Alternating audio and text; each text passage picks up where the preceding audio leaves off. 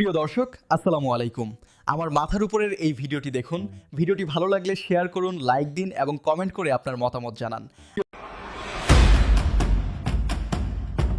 এবার যুদ্ধে বাংলাদেশকে পাশে চাচ্ছে আয়াতুল্লাহ খামেনির দেশ ইরান।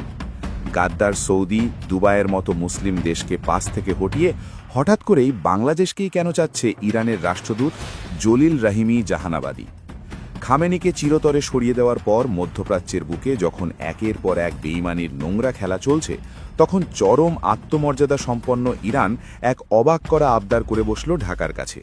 তারা স্পষ্ট জানিয়ে দিয়েছে, কোনো গাদ্দার মুসলিম দেশের এক কানাকড়ি অর্থ বা লজিস্টিক সাপোর্ট তাদের দরকার নেই। কিন্তু কেন আরবদের বাদ দিয়ে সরাসরি বাংলাদেশের দিকে হাত বাড়ালো তেহরান?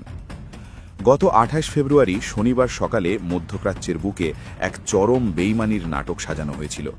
শনিবার সকালে সিআইএ যখন গোপন সূত্রে খবর পেল যে তেহরানের একটি অতি গোপনীয় সুরক্ষিত জায়গায় মেজর জেনারেল মোহাম্মদ পাকপুর এবং রিয়ার অ্যাডমিরাল আলী শামখানির মতো শীর্ষ সামরিক কর্মকর্তারা এক জরুরি বৈঠকে বসেছেন, তখন মুহূর্তের মধ্যেই তারা হামলার ছক কষে ফেলে। ঘড়ির কাঁটা ঝরে একেবারে নিখুঁত হিসাব কষে ইসরায়েলের সময় ঠিক ভোর 6টায় যুদ্ধবিমানগুলো গোপন ঘাঁটি থেকে আকাশে ওড়ে।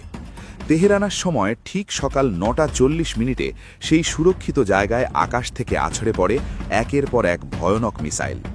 মূল জমায়েত থেকে একটু দূরে পাশের একটা ভবনে বসে দাপ্তরিক কাজ করার সময় ইরানের 86 বছর বয়সী সর্বোচ্চ নেতা আয়াতুল্লাহ আলী খামেনিকে ওই প্রথম দিনেই চিরদিনের জন্য পরপারে পাঠিয়ে দেওয়া হয়।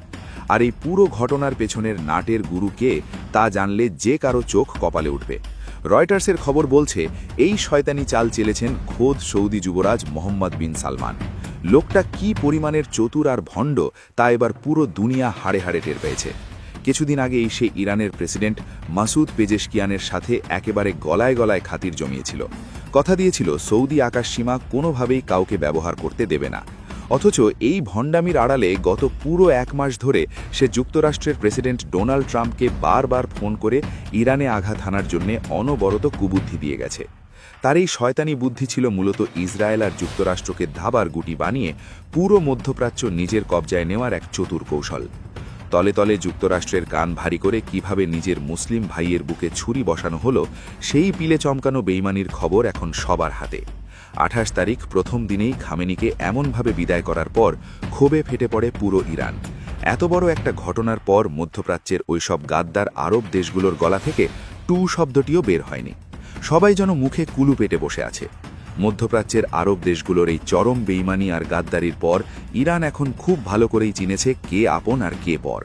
খামেনির বিদায়ের পর ইরান যখন রাগে ফুঁসছে, তখন গাদ্দার আরবদের বাদ দিয়ে তারা বাংলাদেশের দিকে হাত বাড়িয়েছে। আর ঠিক